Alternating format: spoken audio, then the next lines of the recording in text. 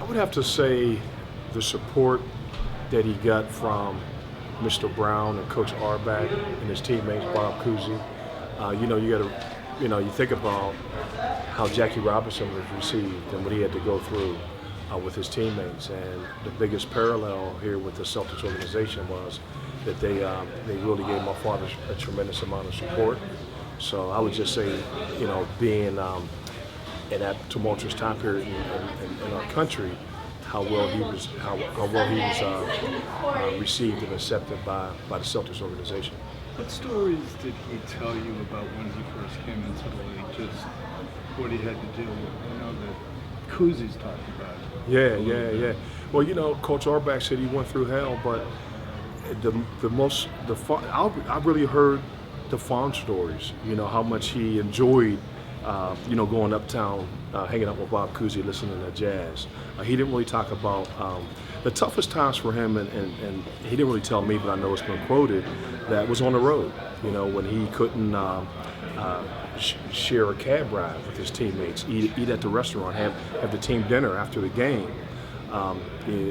And you think about nowadays, teams hire psychiatrists, and they do all these things to really beat team camaraderie and unity. And what really amazes me about the early pioneers like my father and Jackie Robinson and Sweetwater Clifton and Earl Lloyd was the level that they performed at, going through what they had to go through, off the court when they were traveling. That story where Coos took the train ride. Yes. I know that's a complicated story to recount, but can you tell us what you know about it, what your dad told you? Yeah, I recall that I think pretty sure that he wasn't able to eat dinner with the team at the team dinner, and he was upset and he was getting out of town. And where was it? I'm not sure. But he and Bob Cousy both shared a love for jazz, and Cousy said, "Hey, let's go find some jazz," and they jumped out of the train and got out of town and went somewhere to sit back and relax and listen to some jazz. Did you grow up in Boston? I did not. My father's from Pittsburgh, and he came back after his NBA career.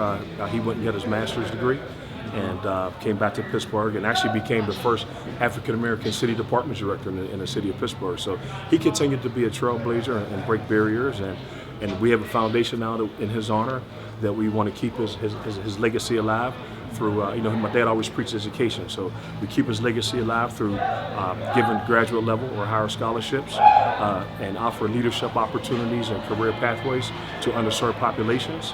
And we're hoping to continue to partner with the NBA and the Boston Celtics and to increase our give back with the foundation.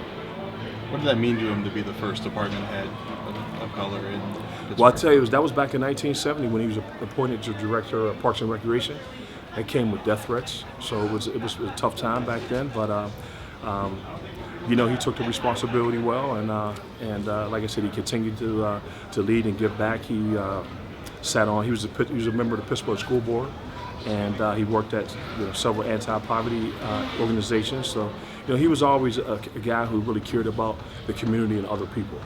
What's it like to have a father who's a trailblazer, kind of a hero to a lot of people, just to think about what he went through every day?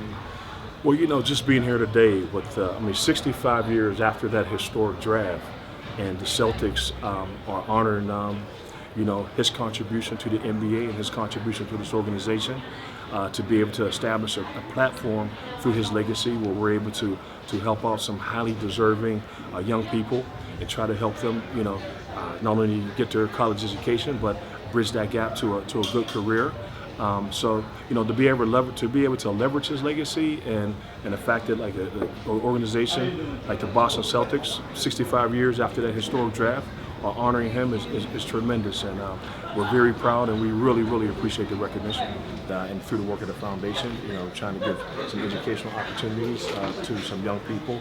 So, my thing is, my father taught me how important it is to give back to the community. So, that's what I've really been trying to do. Did you play? I did. I played small college basketball. I was always trying to chase in his footsteps, and he always told me that when he was playing, he thought he was on a mission, and I wasn't quite there, but I enjoyed the game of basketball. I was able to get a college education out of it, and but it was fun. It was fun. Is basketball still huge in Pittsburgh? You know what it was back with my father. A lot of people don't know that Maurice Stokes, who was the NBA Rookie of the Year, was my father's protege. He had 2 proteges that actually went to the NBA, and so basketball's not as big. We don't have an NBA team, you know. And for me personally, I always felt like I missed out because he told me that Maurice Stokes would have been like a big brother, uncle to me. And unfortunately, you know, he had the accident where he had encephalitis and ended up with brain damage and died relatively young, was paralyzed. So, but basketball's certainly not as big as we don't have the Celtics. Yeah. Wish we had the Celtics in Pittsburgh, so it would probably be you know much better for our community. Our closest team are the Cleveland Cavaliers. Who did you root for when you were a kid? The Celtics. The Celtics. Makes sense. Oh yeah, absolutely. I mean, who else?